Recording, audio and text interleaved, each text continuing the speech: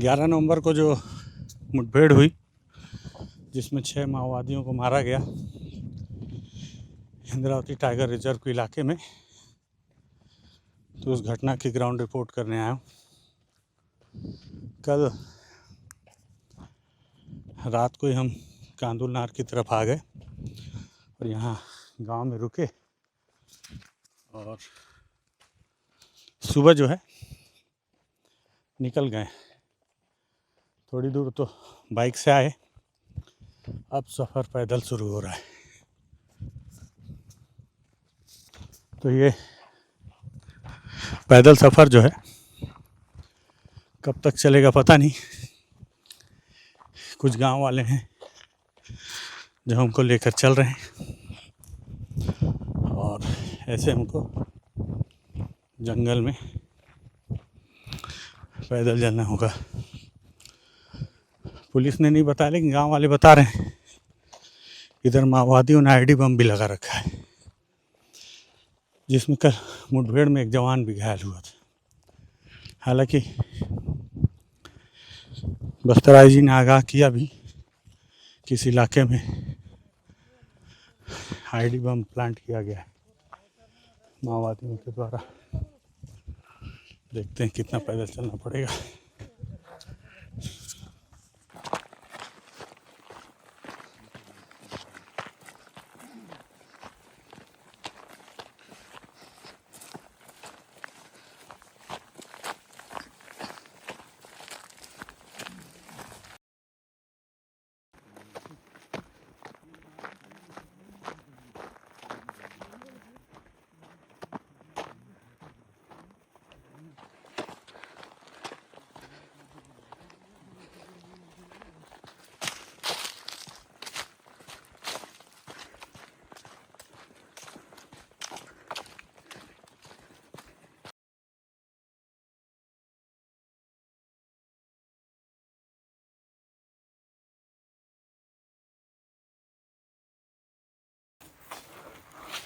लगभग हम वहाँ से जो पैदल चलते चलते, ये मेरे घड़ी में दिखा रहा है लगभग 3.5 किलोमीटर हम पैदल अभी तक चल चुके हैं। और चलते चलते ऐसा बहुत दिन के बाद भी पैदल चल रहा हूँ तो हालत ख़राब है। हालांकि बहुत अच्छी बात है कि ठंड का समय, ठंड है तो आपको उतना पता नहीं चलेगा और यहाँ पे जंगल है तो हम इसके छाँव में ही चल रहे हैं। थोड़ी देर धूप में भी चले लेकिन छाँव में भी, लेकिन पैदल चलते चलते जो है हालत ख़राब हो गया। सुबह जो दादा के यहाँ रुके थे वो 3 पराठा खिला दिए थे।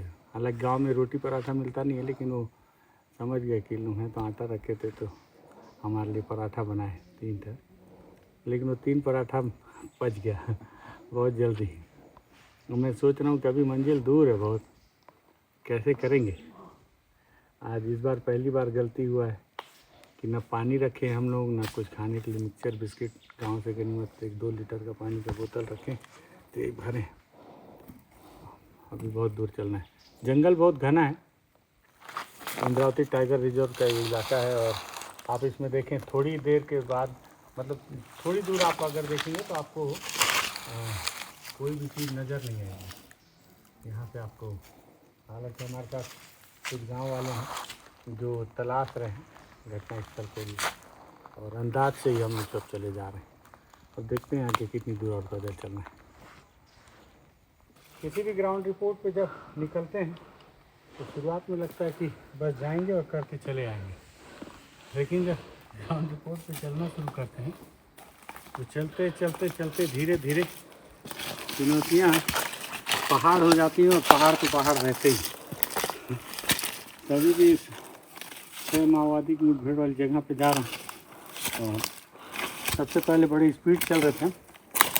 चलते चलते जब 2 पहाड़ पार किए तो हाथ में लाठी आ गई, मजबूरी। अच्छा, ये सारी चीज़ें इसलिए दिखा देता हूँ कि जब आप मोबाइल पे देखेंगे ग्राउंड रिपोर्ट तो आपको ये भी पता होना चाहिए कि ये रिपोर्ट इतनी आसानी से नहीं बनी, इसके पीछे की सारी चुनौतियाँ।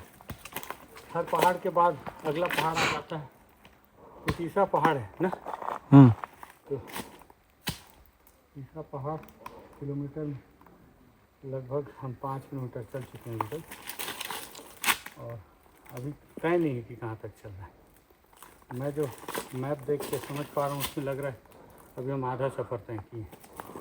अभी इस पूरे पहाड़ को चढ़ना है, तो चढ़ने के बाद फिर उसके आगे की स्थिति जाने के बाद पता चलेगी।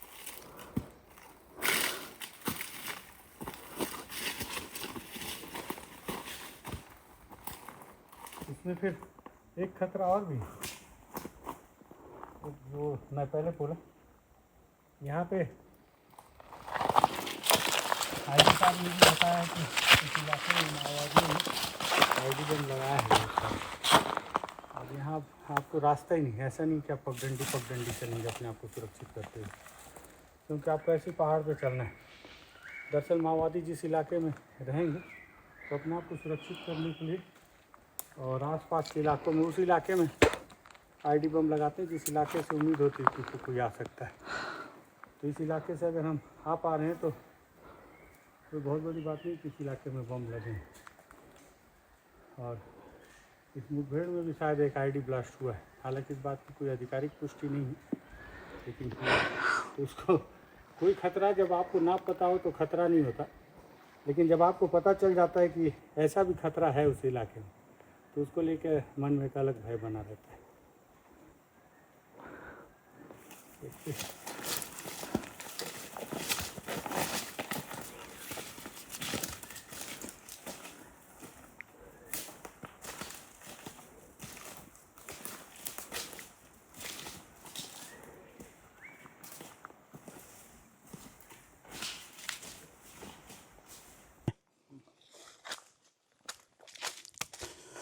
तो यहाँ जो है हम सुबह से चल रहे हैं और लगभग 1:45 बजने को आया, और हमारे साथ कुछ गांव वाले हैं जो पहाड़ जंगल के जानकार तो हैं, लेकिन कहाँ मुठभेड़ हुई नहीं पता। किधर से? हाँ, तो हाँ, असल में जब भी मैं ग्राउंड रिपोर्ट पे जाता हूँ तो कहीं कहीं से जुगाड़ के जीआर ले लेता हूँ। जीआर में उस लोकेशन को, आप पॉइंट को डालेंगे तो आपको लोकेशन मिल जाएगा।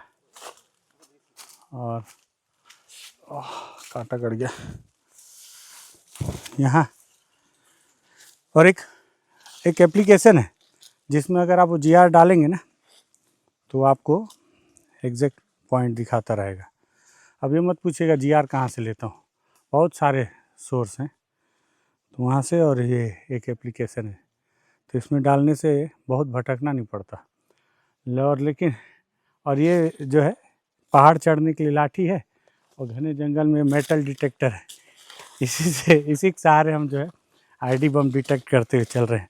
और हाँ, इस वक्त हमारा कैमरे की जिम्मेदारी सुनील भाई संभाले हैं, सुनील कश्यप जो हमारे छोटे भाई हैं। वो हमारे कैमरामैन तो नहीं हैं, वो खुद एक पत्रकार हैं, लेकिन यहाँ जिम्मेदारी संभाले हुए हैं। तो हम लोग जो है इस तरह से, क्योंकि आपको पता ही नहीं चलेगा इस इलाके में कब कहाँ कैसे आईडी बम प्लांट किया गया हो।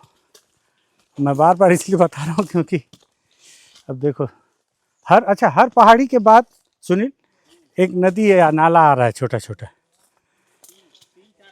हाँ, 3-4 हो गया।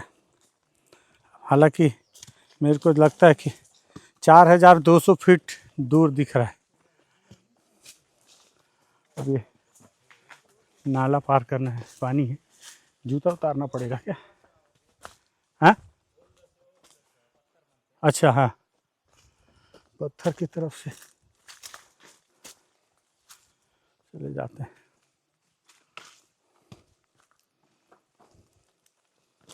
ये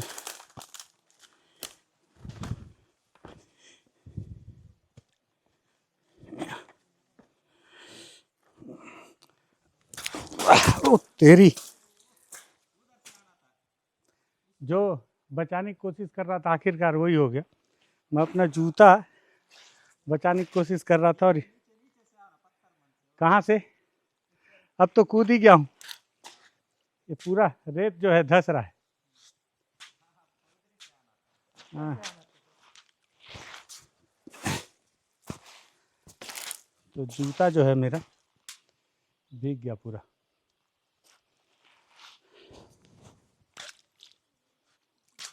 और नहीं भीगा सूख जाएगा, इधर से आ ज़्यादा भीगा तो दिक्कत होगा वहाँ से ना।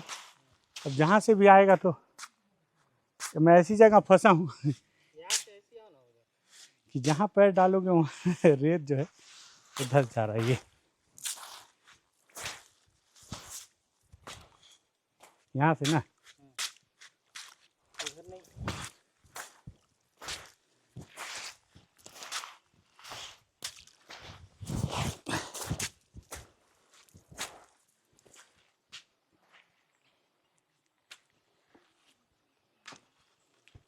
बहुत जूता भिगाते बचाते बचाते आया था मैं हर जगह पे, लेकिन बोलते हैं कि जो होना है वही होगा।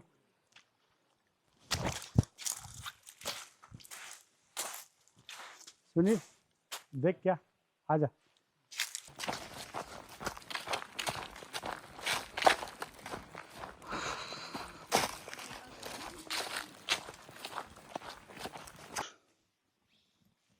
ग्यारह नवंबर को जो मुठभेड़ हुई और उस मुठभेड़ की ग्राउंड रिपोर्ट करने के लिए हम पहुंचे हुए हैं। लगभग हम उसी स्पॉट पे हैं, क्योंकि इस बार जो है कोई ऐसा बंदा नहीं मिल पा रहा है जो हमको एग्जैक्ट लोकेशन बता पाए कि वाकई में मुठभेड़ हुई कहाँ पे। तो किसी माध्यम से हमको एक जीआर मिला और जीआर के माध्यम से हम इस लोकेशन पहुँचे। तो यहाँ जो साक्ष्य समझ में आ रहे हैं कि यहाँ पर जवान जो है रात तो बिताए हैं, और रात बिताने के बाद वो मुठभेड़ के बाद रात बिताए हैं या माओवादियों को घेरने से पहले।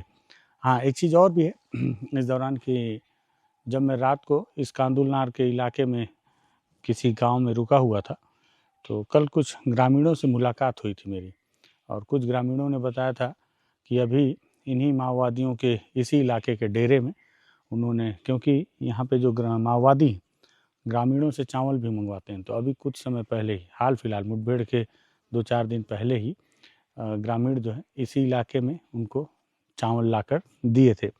लेकिन चूंकि माओवादी जब कोई भी अपने लिए रसद सामग्री या कोई दैनिक उपयोगी सामान जब गांव वालों से मंगवाते हैं, तो वो अपने डेरा तक नहीं उनको बुलाते, बल्कि डेरा से कुछ दूरी पर ही बुलाते हैं और वहाँ से उनसे सामान रिसीव करके उन्हें वापस भेज देते हैं। तो जो गांव वाले हैं वो भी बताए कि इसी लोकेशन पर माओवादियों ने, जिसमें उन्हें भी संभवतः, हालांकि उन्होंने देखा नहीं, लेकिन उन्होंने बताया कि शायद बुचन्ना के साथ में इस इलाके में पापा राव की भी मौजूदगी रही, ऐसा उन्होंने भी सुना, और उसकी पत्नी तो मारी गई इस इलाके में। तो यहाँ पे जो साक्ष्य हमको दिख रहे हैं, देखिए ये जो पॉलीथीन के जो रैपर आपको दिख रहे हैं, ये जवान असल में जब अपने साथ जब मुठभेड़ में आते हैं तो उन्हें कई दिनों तक, 2 दिन 3 दिनों तक रहना होता है, तो वो इस तरह से अपने लिए खाने के सामान लेकर आते हैं और रात बिताते हैं। तो खाने के सामान खाने के बाद जो पॉलीथीन यहाँ घटनास्थल पर ही छूट जाती है उनसे, ये उसके निशान। ये देखिए, ये सभी जो खाने की सामग्री हैं ये जवानों के द्वारा लाई गई हैं, और इसमें ये चावल है। चावल में जिस तरह से फफूंद लग गई है, ये चावल भी, हालांकि 11 तारीख को मुठभेड़ हुई थी और आज 14 तारीख है ना, तो ये 3-4 दिन पुराना चावल है जो जवान अपने साथ लेकर आए रहे होंगे। और अलग अलग है यहाँ पर, जिस तरह से देखिए यहाँ पर भी रैपर पड़ा हुआ है, और उसके बाद में इस इलाके में भी ये रैपर, और खाने के बाद उन्होंने यहीं पर जो अपने सामान छोड़ दी, पॉलीथीन सारे, और पत्तल वत्तल, डिस्पोजल के प्लेट, वो सारे सामान यहाँ पर पड़े हुए हैं। और यहाँ जिस तरह से पत्तों को तोड़ के बिछाया गया है, तो जवान जब पैदल चलते चलते थक जाते हैं तो इस तरह से इन पत्तों को बिछाकर आराम करने का भी उपयोग में लाते हैं। तो ये वही स्पॉट है जहाँ पर जवान आखिरी समय रुके होंगे, और हालांकि इसी आसपास के लोकेशन में मुठभेड़ कहीं हुई है, और ये बहुत घना जंगल है इंद्रावती टाइगर रिजर्व का। ये बात अलग है कि इस इलाके में टाइगर नहीं है, जो क्योंकि अगर होते तो मुझे दिखते। गांव वाले भी बताते हैं कि शायद एक शेर है जो इस इलाके में बहुत पहले देखा गया था। उसके बाद से इस इलाके में शेर नहीं देखे जाते, माओवादी जरूर दिख जाते थे। घने जंगल में माओवादी अपने आप को सुरक्षित रखने की वो आखिरी कोशिश कर रहे हैं और उनकी लोकेशन ट्रेस हो गई होगी और जवान इस इलाके में ऑपरेशन किए होंगे। अभी हम और ढूंढते हैं, शायद हमको वो इलाका मिल जाए जिस इलाके में गोलीबारी हुई होगी। 11 नवंबर वाली वो जो मुठभेड़ जिसकी हम इस रिपोर्ट पे पहुंचे हुए हैं, और इस बार उस लोकेशन को ढूंढने में बहुत मशक्क़त करनी पड़ रही है। आप विश्वास करें कि अभी 3 बज रहे हैं और हम सुबह लगभग 10-11 बजे से पैदल चल रहे हैं और भटकते भटकते अभी हमको एक पहली गोली के निशान दिखी है। यहाँ पे ये गोली के निशान इस पेड़ पे, और आसपास का जो लोकेशन है उसको देख के समझ में आ रहा है कि यहाँ पे फोर्स की मूवमेंट थी और बहुत बड़ी संख्या में फोर्स का मूवमेंट था यहाँ पे। कारण ये है कि आसपास जो है चारों तरफ इस एरिया के चारों सराउंडिंग में, हम जिधर से भी गुजर रहे हैं, हमको जवानों के खाना खाने वाले जो पॉलीथीन है वो सारे पॉलीथीन अलग अलग जगह पर, जवानों के जूतों के निशान यहाँ पर जो गीली मिट्टी है उस पर है, और लेकिन गोली के निशान कहीं नहीं मिल रहे। आप सोचिए 6 माओवादी मारे गए, और 6 माओवादी मारे जाने के बाद जो उस इलाके की जो तस्वीर होती है, इसके पहले जितने भी मुठभेड़ हमने देखे, चाहे गुंडे कोट में जब बसव राजू को मारा गया, या वहाँ पे मॉडर्न बालकृष्णन को मारा गया, या इसके पहले जितने भी एनकाउंटर हुए, तो वहाँ चारों तरफ पेड़ गोलियों से छलनी हो जाते हैं।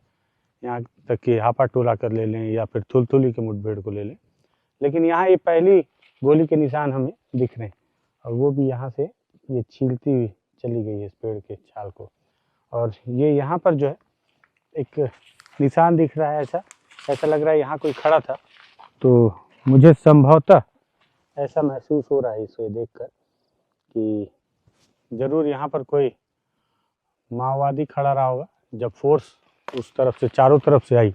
इस चारों लोकेशन को मैं आपको बता रहा हूँ। ये जो लोकेशन है, मैं इसको आपको मैप पे भी दिखाने की कोशिश करूँगा अगर संभव हो पाया तो इस चारों तरफ से फोर्स यहाँ पर आई, और चारों तरफ से इस इलाके को अब फोर्स जो आजकल नई रणनीति के तहत काम करती है कि कॉर्डन सर्च एंड किल, तो इसमें सबसे पहले फोर्स 2 टीम में आती है।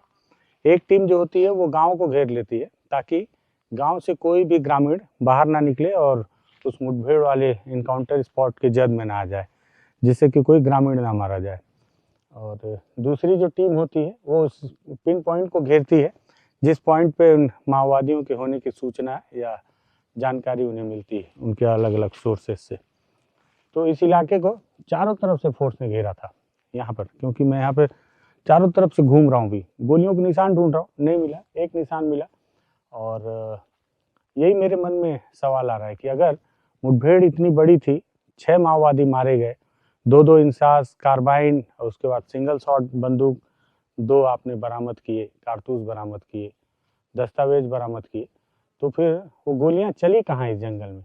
और चली तो इन पेड़ों को उन गोलियों ने छलनी कैसे नहीं किया, या मैं उस पिन पॉइंट पे पहुंच नहीं पा रहा हूँ, जो भी चीज़ है। लेकिन मैं घटना स्थल पर हूँ, इस बात को लेकर मैं आश्वस्त हूँ। जवानों के निशान, उनके पदचिन्ह के निशान, उनके खाने के पॉलीथीन और एक गोली के निशान ये बताते हैं कि यहाँ गोली भी चली है। ऐसा लगता है कि हो सकता है यहाँ पहला जो माओवादी रहा उसे टारगेट करने के लिए सभी ने गोली चलाए। ये दूसरी चीज़ कि यहाँ पे आसपास के कुछ गांव वाले बता रहे थे कि इस मुठभेड़ में जो पापाराव की पत्नी मरी है, तो इस मुठभेड़ में उस एनकाउंटर के ठीक पहले, एक दिन पहले ही पापाराव अपनी टीम के साथ किसी अन्यत्र स्थान के लिए निकल गया था। अगर फोर्स एक दिन पहले शायद आती तो हो सकता है कि पापाराव भी इस मुठभेड़ में मारा जाता। हालांकि ये विश्वस्त जानकारी नहीं, ग्रामीणों के द्वारा बताया गया कि इस इलाके में पापाराव भी मौजूद था उस समय। तो ये मुझे नहीं मिला है पहला निशान, तो मुझे लगा दिखाऊं। 6 माओवादी मारे गए इंद्रावती टाइगर रिजर्व के उस इलाके में, जिस इलाके में अब लगता है कि माओवादी बहुत कमज़ोर हो गए। इस इलाके के ग्रामीणों से भी मैं अलग अलग कहानियाँ सुन रहा हूँ, तो वो भी बहुत अलग अलग दिल दहला देने वाली कहानियाँ माओवादियों को लेकर बता रहे हैं। एक खास बात ये बता रहे हैं बहुत सारे गांव वाले यहाँ इस अलग अलग क्षेत्र में, कि इस इलाके के 7 गांव में केवल बुचन्ना और एक और राकेश करके 2 ही लोग संगठन में गए, बाकी कोई माओवादी पार्टी से जुड़ा नहीं। साथ ही साथ ये भी बता रहे हैं कि बुचन्ना का यहाँ बहुत ज़्यादा आतंक था। तो गांव वाले हालांकि सामने आकर तो नहीं बोल रहे, लेकिन बहुत सारे गांव वाले बोल रहे हैं कि उसके मारे जाने से अब बहुत सारे लोगों ने राहत की सांस भी ली। ये कहना गांव वालों का है, कैमरे के सामने बयान नहीं देंगे, क्योंकि अभी भी उन्हें भय है कि अगर कैमरे के सामने बोलेंगे तो ऐसा ना हो बचे हुए माओवादी आकर गला रेत कर चले जाएं। इस इलाके ने बहुत सारी जन अदालतें देखी, बहुत सारे लोगों को जन अदालत में ग्रामीणों का कहना है कि बेवजह मार भी दिया गया। खैर, ये तो गांव वालों ने बताया, जो से हम सामने नहीं बता सकते, मैं आपको उनके सुनी हुई बातों को बता रहा हूँ। लेकिन ये गोली के निशान है, अगर देखता हूँ और कुछ मिलता है तो भी आपको दिखाता हूँ। लेकिन यही घटना स्थल है जहाँ पे इनकाउंटर हुआ, या अगर गोली के निशान नहीं मिलते हैं तो ये भी हो सकता है कि, और ख़ास बात यह है कि मारे गए 6 में से 6 के 6 सभी माओवादी थे, इसमें कोई भी ग्रामीण नहीं था। ये बात ग्रामीणों ने भी पुष्टि की है, पुलिस तो खैर बताती है कि मारे गए माओवादी, लेकिन कई दफ़े जैसे आरोप लगता है तो उसको बता रहा हूँ। जैसे बीते दिनों हमने बताया था कि कैसे एक रसोइये को गोली मार दी गई थी, तो इसमें 6 के 6 सभी माओवादी थे। और ना दादा, सब माओवादी थे, कोई गांव वाला नहीं था ना? कोई भी गांव वाले हैं लेकिन वो कैमरे के सामने नहीं आएंगे। तो इसमें सारे माओवादी हैं, लेकिन ये बात मुझे थोड़ी सी सशंकित कर रही है कि गोली का एक ही निशान, 6 माओवादियों को मारा जाना, तो मुठभेड़ हुई या नहीं हुई, या फिर हो सकता है कि इतने सारे जवानों ने उन्हें पकड़ लिया या पकड़ के उन्हें गोली मार दी। जो भी हो, मारे गए हैं माओवादी, ये कन्फर्म है। मुठभेड़ हुई कि नहीं हुई, इसके निशान मुझे अभी तक नहीं मिले, आगे मिलेंगे तो भी दिखा दूंगा। लगातार उस जंगल में जहाँ पे 11 तारीख को मुठभेड़ हुई, उसमें मैं जगह ढूंढ रहा हूँ, तो इनकाउंटर वाले स्पॉट तो नहीं मिला। 6 माओवादियों की बॉडी ज़रूर मिली जवानों ने जो शो किया, और लेकिन ढूंढते ढूंढते आपको मैं एक ऐसी तस्वीर दिखाता हूँ जिससे आप अंदाज़ लगा पाएंगे कि जवान कितनी संख्या में रहे होंगे। एक तो जहाँ मैं हूँ यहाँ स्मेल अजीब सा आ रहा है ना, मतलब लाश के स्मेल का है क्या? सुनील, क्या लग रहा है?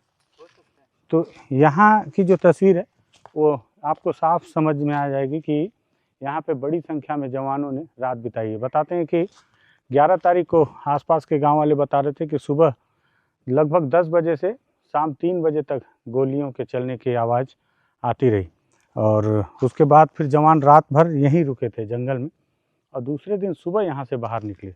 तो रात भर वो यहाँ कैसे बिताए, देखिए इस पूरे इलाके को देखें कि उन्होंने पत्ते तोड़कर ज़मीन पर बिछा दिए हैं ताकि वो आराम कर सकें रात में, और चारों तरफ उनके खाने के पैकेट और पानी की बोतलें आपको दिखेंगी।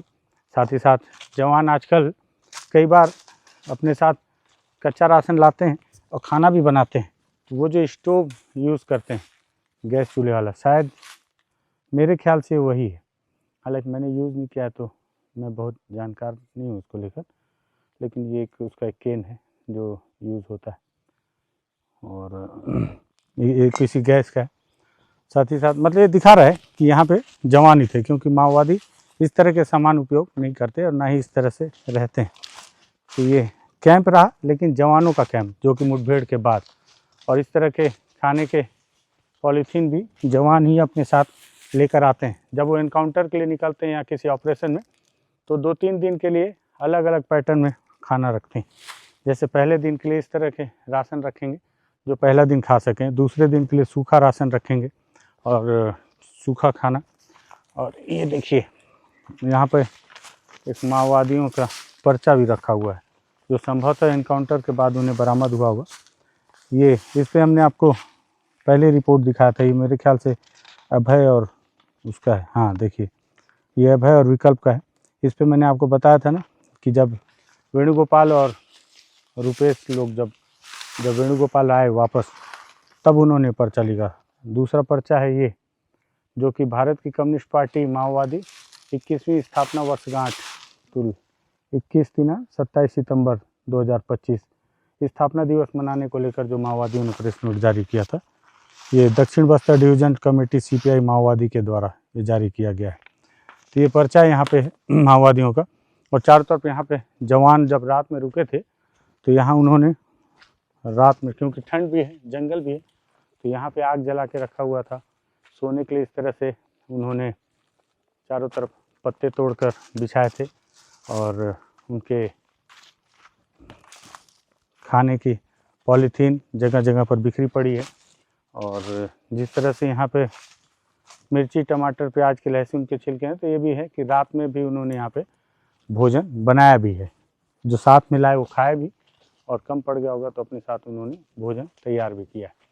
तो ये पूरा स्पॉट जो है आपको बताएगा कि यहाँ पे बड़ी संख्या में जवान आए हुए थे जिन्होंने यहाँ पे रात बिताई है ऑपरेशन के बाद।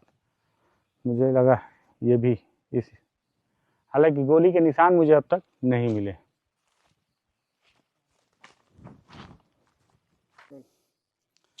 तो ये थी आज की ग्राउंड रिपोर्टिंग, और इस ग्राउंड रिपोर्टिंग में सुबह हम लोग जो है 10 बजे से पैदल चल रहे हैं और शाम के 5 बजने को आए।